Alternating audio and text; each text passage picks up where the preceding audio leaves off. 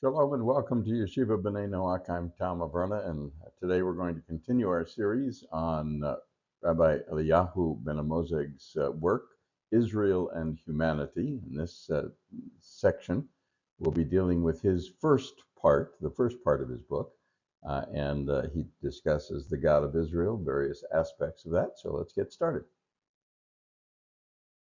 In the first section of Israel and Humanity, Eliyahu Benamozegh discusses the God of Israel. This is at the heart of his presentation. One claim of Christianity is that, well, the God of their covenant is superior to the God of the Sinai covenant, requiring their God to become flesh and establish a new covenant and a new religion. Now, implicit in this claim is that the Jewish God was not meant for the whole world and had made no provision for anyone other than Israel in this old covenant. And Mosaic addresses this on 5 levels. The first is to establish within Judaism, or Hebraism, as he calls the inclusive aspect of the belief, that there is only one God. The God of Israel is the same God that created the world and all that is in it. He then looks at how this God of Israel was different from all other deities worshipped by man, being superior to them in every way by virtue of the fact that he is not simply a God of a tribe or a nation or an empire, but of the whole world. Now, the next step is to establish without question that in choosing Israel as his firstborn, he is acknowledged by Israel as the father of all humanity. And finally, to show that within the laws of Judaism, there is clear provision for the application of God's instruction to all mankind. The first question addressed by Benamozegh is the exclusivity of Jewish doctrine as it relates to the core belief of one God. He acknowledges that few would argue that Judaism today acknowledges one God, but what of those that say that this wasn't true at their origin? Yet he points out the unquestioned statement at the core of both ancient and modern Judaism in Deuteronomy 6:4, where it says, "Hear, O Israel, the Lord our God, the Lord is one. Shema Israel."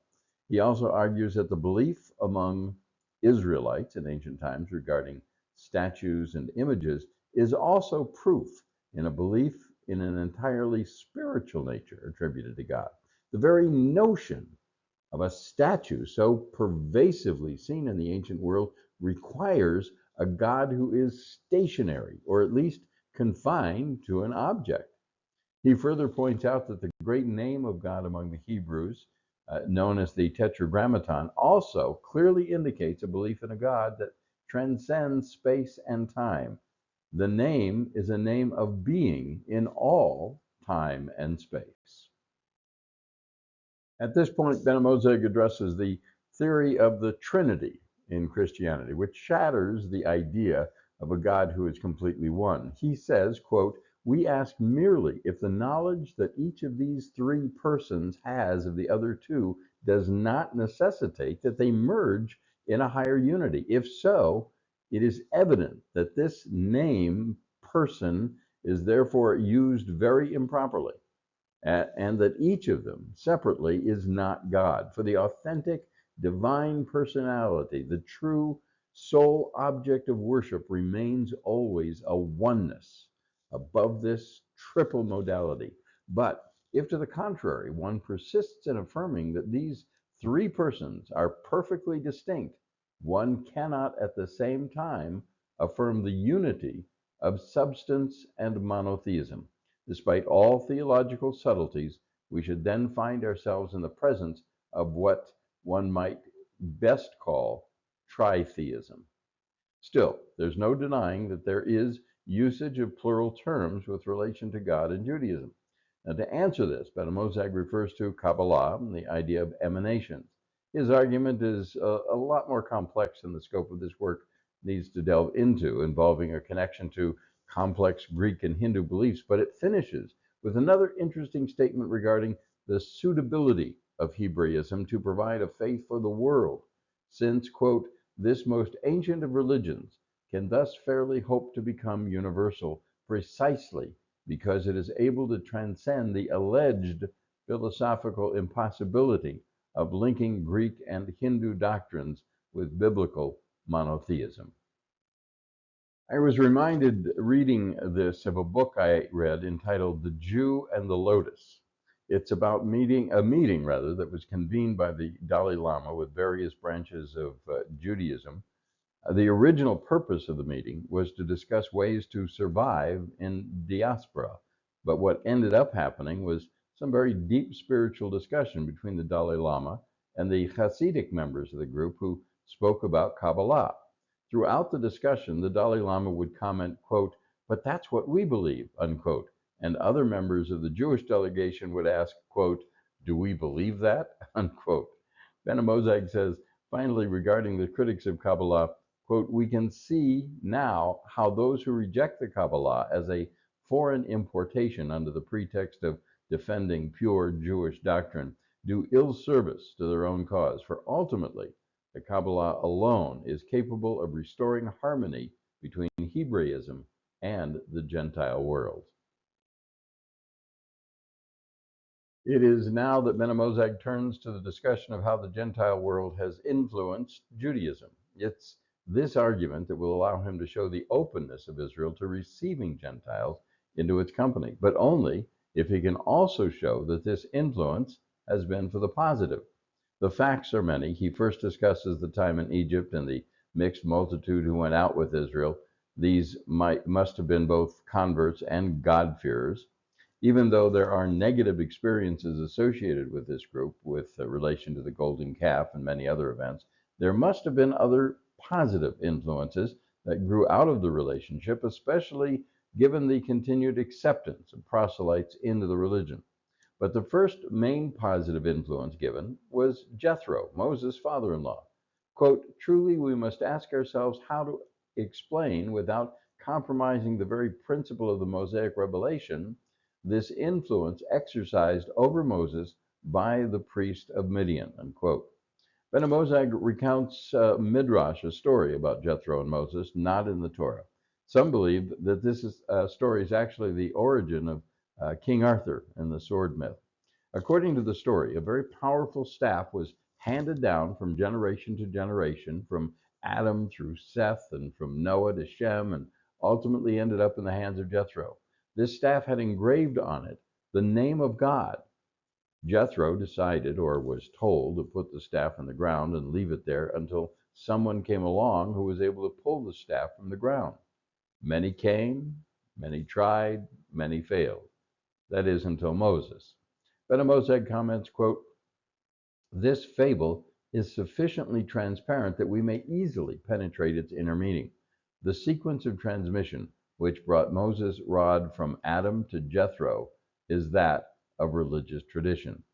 Now, since it's from Jethro that Moses received this rod bearing the holy name, symbol of the new revelation, Jethro is therefore, according to Benamozegh, one of the founders of Israel.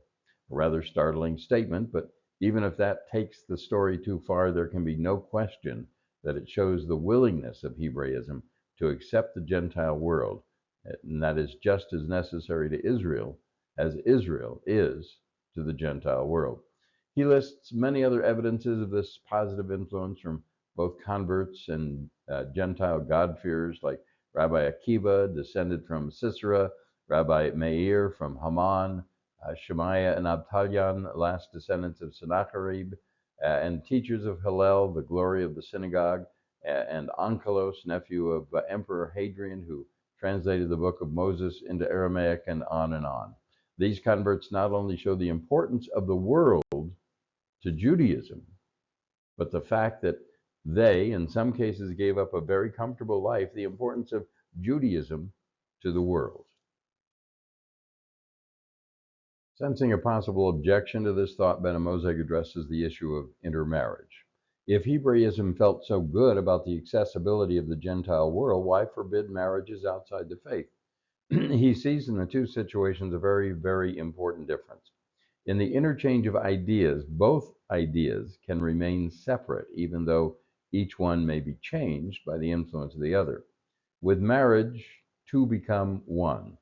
Given the size of Hebraism compared to the rest of the world, the effects would have been catastrophic delusion of this unique race of people. He says, quote, But the very judicious laws of Moses on proselytes and marriages have preserved the integrity of the Israelite religion, and as we shall see, they have also saved the religion of mankind. Thanks to these laws, the Jews have been able to keep their double nature, which has made of them a nation truly apart. They have remained a people with a remarkable character, very exclusive indeed, full of pride and passion, but at the same time the exceptional people whose extraordinary vitality finds its justification in the distinguished service which it is called to render to the world, and who, without ever losing sight of what it owes itself, has nevertheless become more and more of its universal mission. The miracle of all this interaction seems to be that Hebraism remains mostly intact, although there have always been diverse streams. Generally, the foundations of Torah and its teachings was the foundation of each stream. Prior to the first century, after Alexander the Great, there were Hellenist Jews, Pharisees, and Sadducees. Just before and during the Temple period, Essenes and Zealots could be added to the list. And there were always reformers, like the followers of the Nazarene. After the Temple, the Sadducees and Hellenists, Essenes and Zealots either disappeared or at least made very little noise. For some 1,500 years, the only stream to speak of was the descendants of the Pharisees, later called the Mitnagdim, or Orthodox. Then, in the so-called Age of Enlightenment, Hasidism and Reform Judaism sprang up as a rival to the Orthodox. And since then, conservative and modern Orthodox grew out of the Reform movement. There are a few other smaller streams generally related to the others mentioned. Benamozegh doesn't list these groups, but he makes that point that in Christianity, the division was much larger, to the point that today it's estimated some 30,000 Christian denominations exist. He expresses his hope at the end of this section on the unity of God, quote, "Belief in the unity of God as Israel preserves it, therefore, harmonizes the demands of science and the needs of religious faith. One day it will also be able to reconcile the divided churches," unquote. Benamozegh now turns his attention to discuss the uniqueness of the idea of this one God. He cites several scriptures that allude to this in Isaiah. "Before me, no God was formed. I am the first and I am the last," Isaiah 43:10 and 44:6. "From him alone, all things derive their existence, and therefore he owes his own existence to no one." His most ancient names, El and Shaddai, suggest power, indeed omnipotence. And if the second of these has another meaning as well, it is one still more exalted and metaphysical. He is eternal. The heavens, the earth, all that they contain grow old, like clothing, which inevitably wears out. But he is and remains the same eternally. Psalm 102:27-28. He is immeasurable, infinite. "For I fill both heaven and earth, declares the Lord," Jeremiah 23:24. "The heaven is my throne, the earth is my footstool," Isaiah 66:1. And again in Isaiah, "Holy, holy, holy, the Lord of hosts. His presence fills all the earth," Isaiah 6:3. And as mentioned before, the Tetragrammaton describes a God who is absolute and unique from all other aspects of his creation. Now, all of this is unique and distinct from every other doctrine, every other teaching of ancient man. Benamozegh argues that there's no clear evolution of ideas, as some might argue, but that Israel alone received and taught this belief completely apart from all other beliefs. The only word he has to describe this is revelation. As Rabbi Eliyahu says, quote, "The divine attributes which the scriptures reveal to us, like the accounts of events in Genesis and in the teachings of the Kabbalah, do not form part of a definite harmonious system. As we have said, one must see in them an intuition of the religious soul of Israel. But whether we take each one separately or bring them together, they all declare the existence of the unique and absolute God." But what, Benamozegh asks, about the critic who agrees with the notion of the supremacy of Israel's God, but only in relation to the other gods like Zeus, and that have supremacy over his pantheon? Again, He makes it very clear that from the scriptures that God himself allows no such belief. Citing Isaiah in chapters 44 through 46, Benamozegh clearly shows that God ascribes to himself the sole work of the creation of everything else. Isaiah 45:5 clearly states, quote, I am the Lord, there is none else besides me, there is no God, unquote. Quoting also from Hezekiah and Jeremiah and Genesis and Psalms, Benamozegh proves that the idea that Israel could have any kind of polytheistic belief is absurd. As he puts it, quote, moreover, the God who created man and directed him also judges and punishes him. To God belongs sovereign power. When Cain feared that he might be slain by those who would encounter him, God gave him a sign to protect him wherever he went. So universal was the obedience that would, it was assumed, be paid to God's will. In the story of the flood, not only mankind, but also the animals and the earth itself are included in the new covenant. Thus, God governs the world at his will and embraces under his providence all creatures, great and small.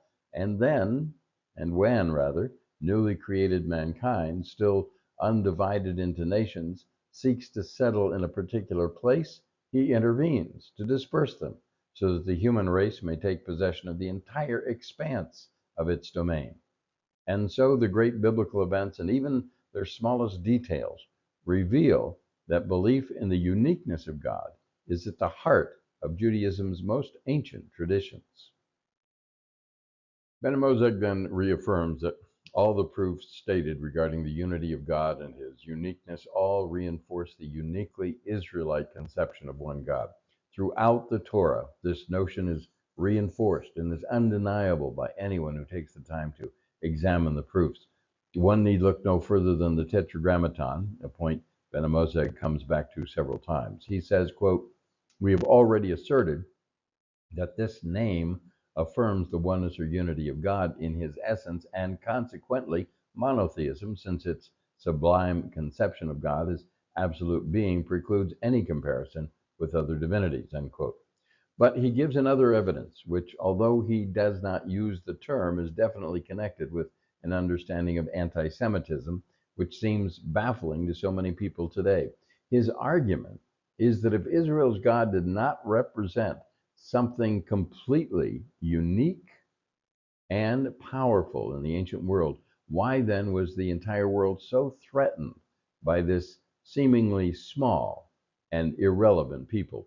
As Benamozegh says, quote, but there is other evidence that to the Jews, God's name denoted being itself, the unique God, and by this fundamental affirmation precluded any possibility of polytheism.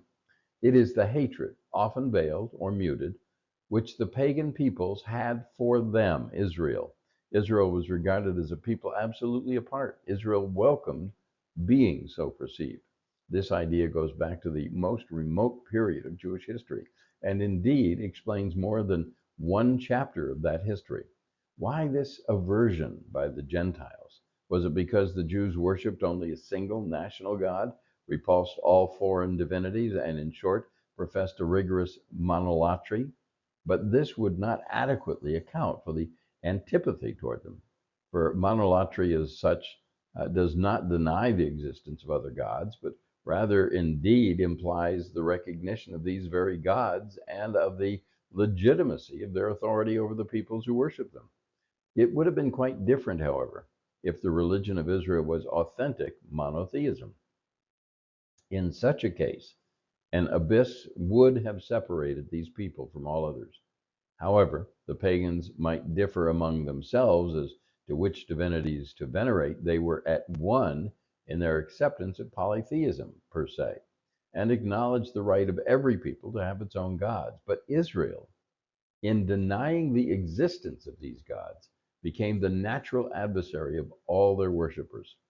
The name which the Jews gave to God was therefore a profession of faith, which in fact cut them off from the Gentile world, and the aversion in which the world conceived for them had as cause not the difference of laws and customs, but a radical difference in religious conceptions, unquote. The fact that this animosity continues today in a world that's arguably not polytheistic at least in the Western world, begs the question, in my mind, or is it? Why would Christianity and Islam both continue to perceive Israel as a threat unless they recognize, perhaps subconsciously, that their beliefs are threatened by the very existence of Israel? Finally, in this section, Benamozegh addresses the title Elohim Ha-Elohei, translated as God of Gods for God. He immediately dismisses the idea that this is proof of polytheism by returning to his previous argument that the plural term in relation to God is always understood as singular, but focusing on the last part of the phrase, he gives two understandings. One is the understanding, primarily from Kabbalah, that there are angels who have been set over the kingdoms of the earth. Paul, in the Christian writings, also alludes to this in his comment about principalities and powers that a Christian wrestles against. But the other understanding is that this refers to the many attributes of God as a father of many children, as a warrior general of an army, etc. The danger is when we see these angels or attributes in any way as having control or power in and of themselves. And this is something that Judaism makes very clear is not the truth. This is also why Judaism so strongly opposes the thought of praying to God through an intermediary. The danger is not that this is necessarily wrong in and of itself, but that it can quickly lead to that intermediary becoming more important in our mind than God. While Benamozegh specifically refers to Christianity in this practice, he also states that for the Gentile, this is not forbidden as it is for the Jew, but he still cautions against it. The idea of praying to Jesus, or worse, the saints, is not something to be encouraged, even for the Gentile, because of that danger. He says, quote, "But here is another rabbinic doctrine which bears lofty witness to the tolerance and breadth of outlook of the sages of the synagogue. It is the principle according to which Noachides, that is, all men other than Jews, are not regarded as sinning if they associate any being whatever with God, so long as they acknowledge his unique nature, his being God's unique nature. However strange this doctrine may seem at first sight, it becomes clear enough once we have a proper comprehension of the Elohim, seeing in them the deification by the pagans of cosmic forces corresponding to the various divine attributes. If our theory is sound," he says, "then it must follow that a pagan will approach nearer to truth as he succeeds in rising to a more comprehensive synthesis, so that his conception of God thus becomes more nearly authentic. And so the name Elohei Ha-Elohim is as fully justified theologically as it is historically. Far from providing evidence against the antiquity of Mosaic monotheism, it rather shows how elevated was the idea of divinity in early Judaism," unquote. In the next section, Benamozegh seems to be simply reinforcing the ideas he's already presented. Within the idea of the unity and uniqueness of God, he's already shown that the God of Israel is also the God of all mankind. We have only to look to the creation story and the creation of the first man as proof of this. Adam wasn't just the first in the line of Israel, but the progenitor of all mankind. He also again raises the point of the ancient world worshiping what are in effect the attributes of God rather than a separate God. Quote, "The difference between Jewish belief and that of the pagans lies in this.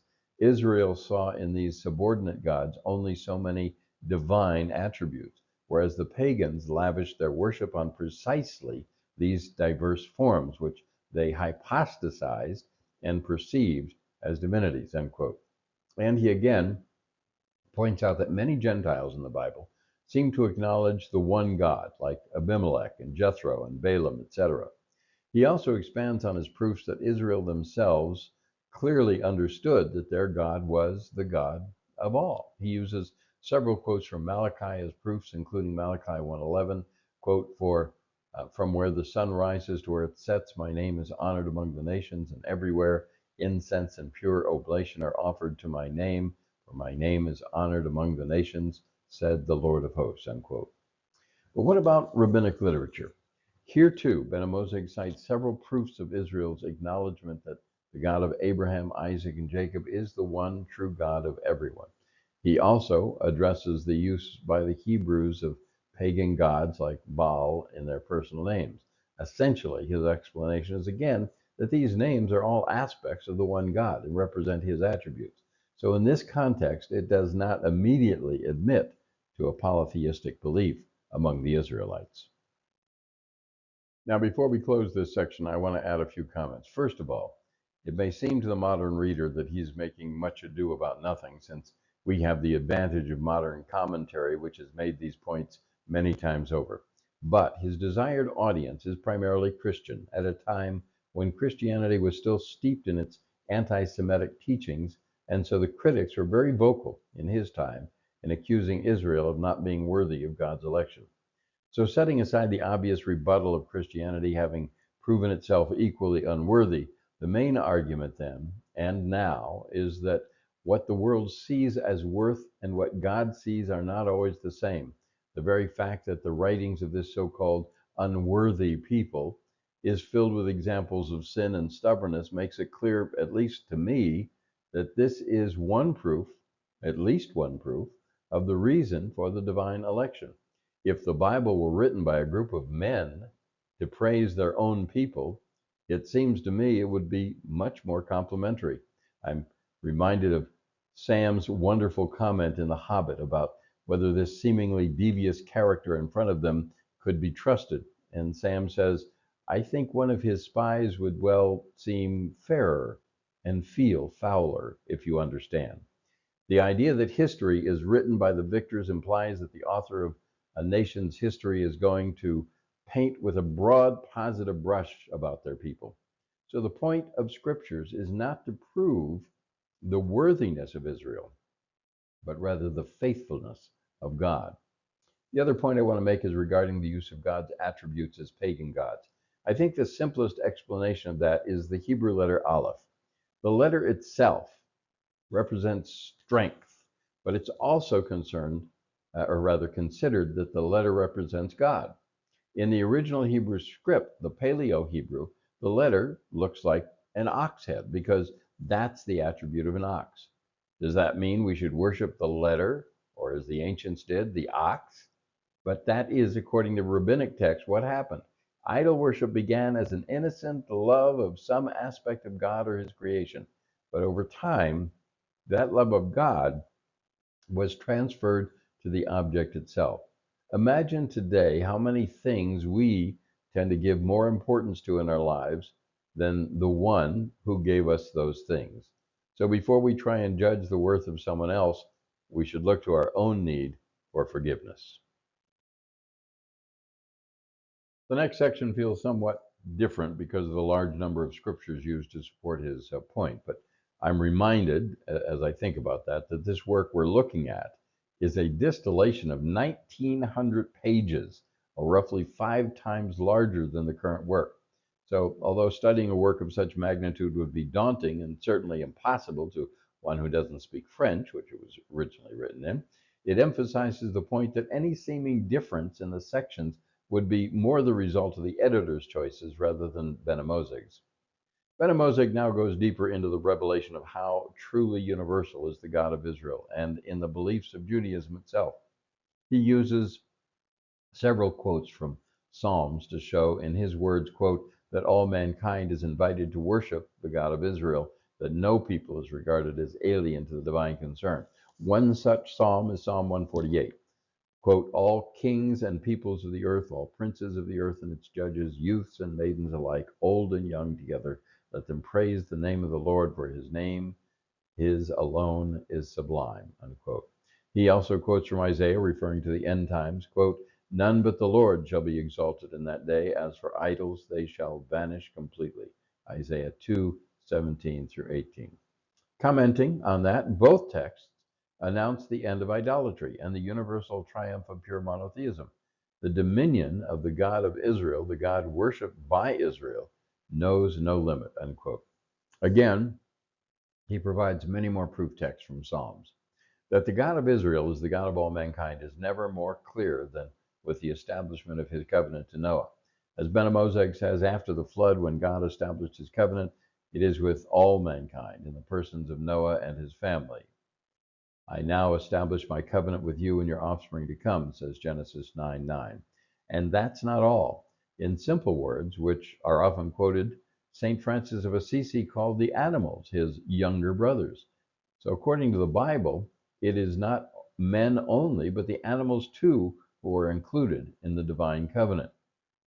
This is the sign that I set for the covenant between me and you and every living creature with you. I will remember my covenant between me and you and every living creature among all flesh. Genesis 9:12 and 15. And also in Genesis, we see the relationship between Israel and exile that was part of God's plan to bring salvation to the world, his world. It is very clear that all of Israel carries the role of Messiah.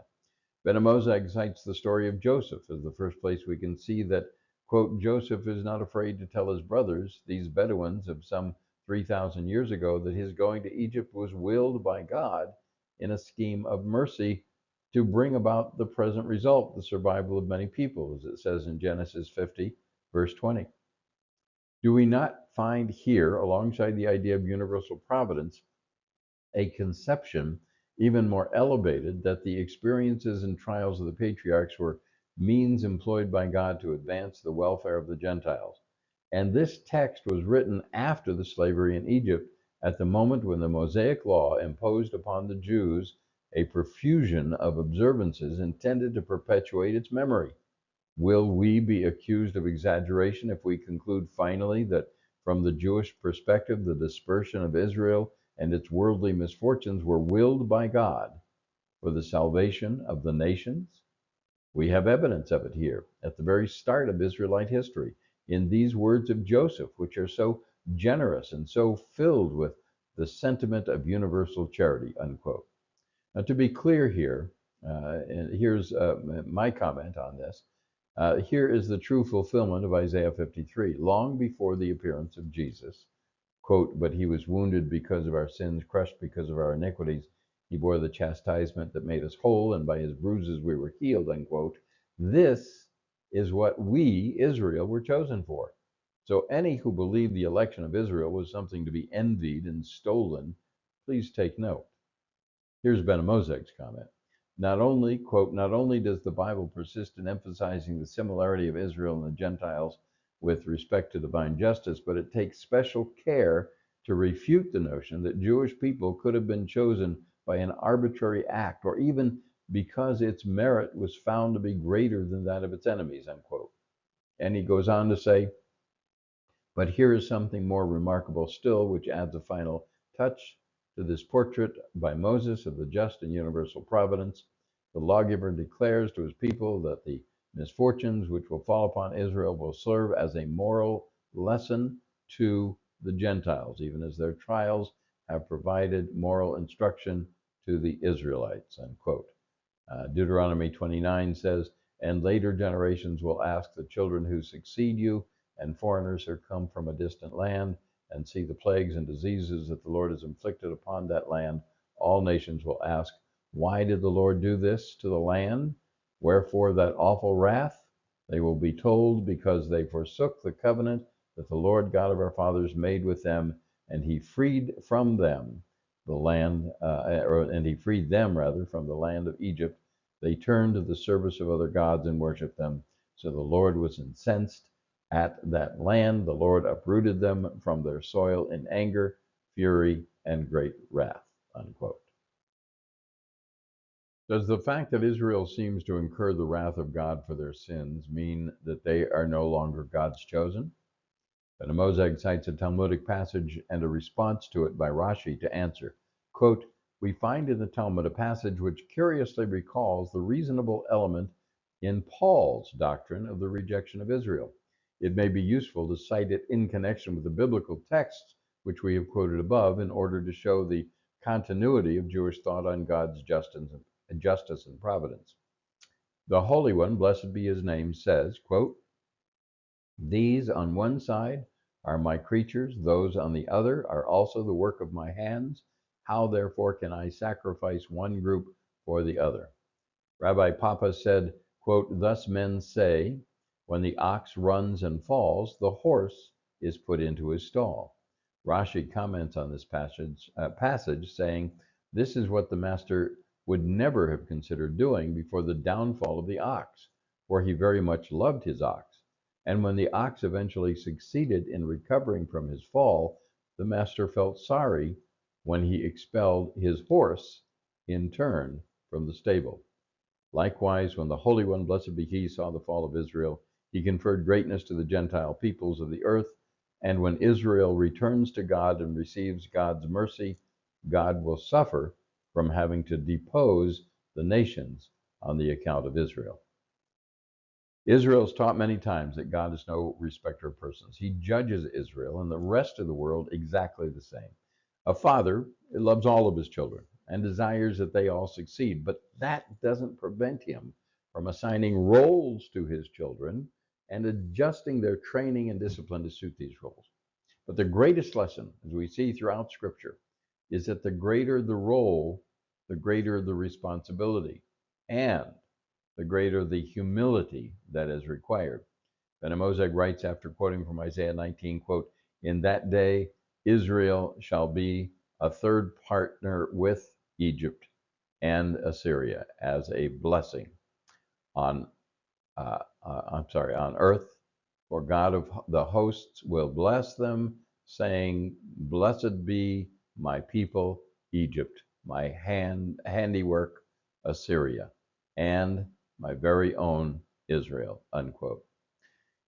Here, 3,000 years ago, Benamozegh says, is an extraordinarily beautiful and tender confession of unqualified faith in divine providence.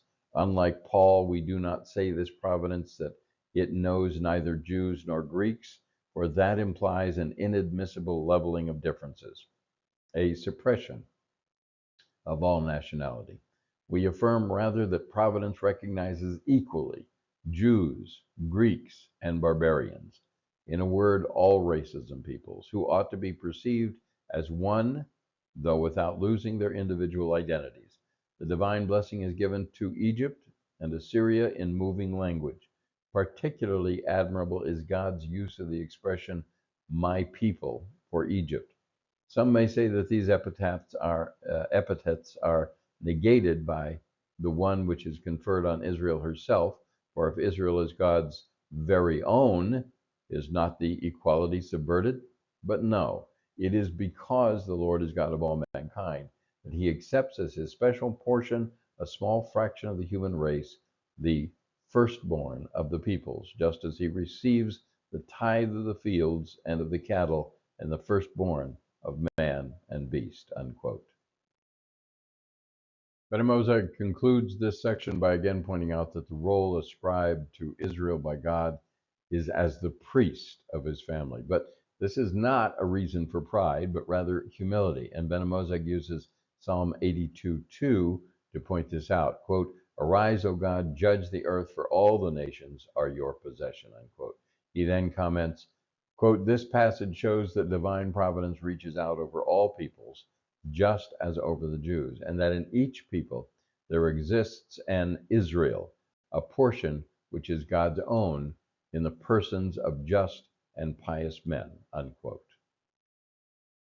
Benamozegh now takes up the argument of those who would continue to claim that the God of Israel is a national God tied to a particular space as well as a particular people. Although it feels that this too has been addressed before, he makes his position clear by saying, quote, "The idea of a national God, let us hasten to say, is absolutely alien to Israel. According to Jewish thought, the God of Abraham, Isaac, and Jacob most assuredly existed before the patriarchs," unquote. But can we consider that even though it's clear that God is a universal and not a particular God of only one people, that God can be both? He will make the case that the answer is yes. We shall understand, he says, more about this double concept of deity when we consider Israel's role among the other peoples. We shall then discuss its idea of priesthood, which so admirably harmonizes the two Jewish notions of national and universal faith, but without anticipating these important matters. Let us recall that there is in Isaiah a verse in which the two conceptions of God are not juxtaposed but combined like two dimensions of a single idea. The Holy One of Israel will redeem you, particular. He is called God of all the earth, Isaiah 54:5. Universal, and again in Exodus, now then, if you will obey me faithfully and keep my covenant, you shall be my treasured possession, showing particular, among the peoples, showing universal. Indeed, all the earth is mine, universal, but you shall be to me a kingdom of priests and a holy nation, particular. So, to Benamozegh, the logic is clear. The priesthood of Jews presupposes a mankind in whose service Benamozegh says the Jews have been placed by providence. And later he comments, quote, it follows from this that Mosaic religion, beyond its inherent aim with respect to Israel, is destined to fulfill a role in the life of all mankind. It has a double identity, national and universal. And Israel calls the Lord its God because in worshiping him, it worships the God which it has been called upon to make known to all men. But what part does the land of Israel play? Certainly, this land is very special to God. And this is where we see a paradox. Does God stop being the God of Israel when his people are no longer in the land? Certainly not. On the one hand, he says, quote, the religion of the God of Israel has no territorial homeland unless we think of the place where mankind originated. According to its sacred scriptures, this religion began with the creation of the world and of mankind, a conception which is in itself a decisive argument against any sort of localization. But even if we concern ourselves only with the history of the Jewish people, we see this history begin with a family of nomads whose descendants are enslaved in Egypt, unquote. But on the other hand, he says, quote, but nevertheless, there's a sense in which the God of Israel can be called a territorial or local God without contradicting the universal conception at the heart of Hebraism. For a long time, the worship of the true God had its seat in Palestine, and according to providential design, this tiny corner of the earth is destined once again to become its center when religious truth will be universally acknowledged. Conviction of this accounts for the unique role of the Holy Land in Mosaic religion, for the repeated declarations concerning the excellence and preeminence of this land, and for all the reiterated scriptural, rabbinical, and liturgical assertions which seem to limit Judaism itself and at times even the dominion of God to Palestine, unquote.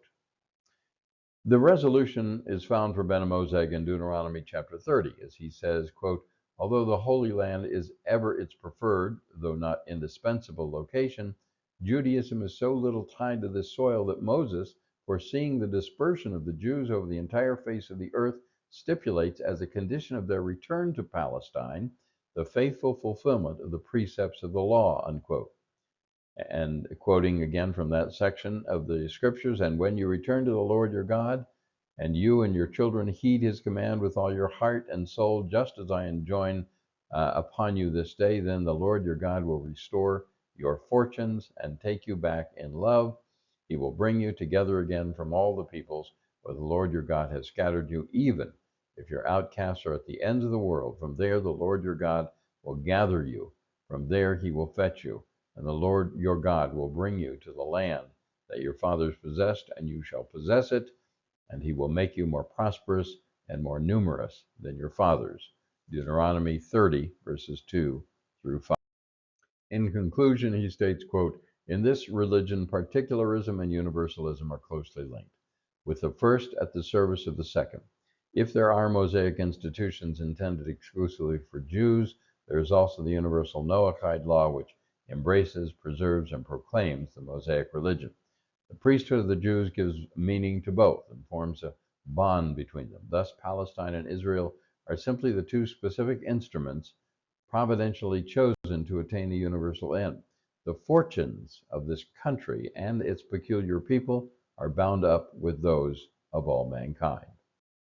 So, in a brief recap to this first section of the book dealing with who is the God of Israel, we see clearly that the concept believed and taught by this people was a completely unique revelation of God, who is universal, belongs to all mankind, and who is presented as a father with many children.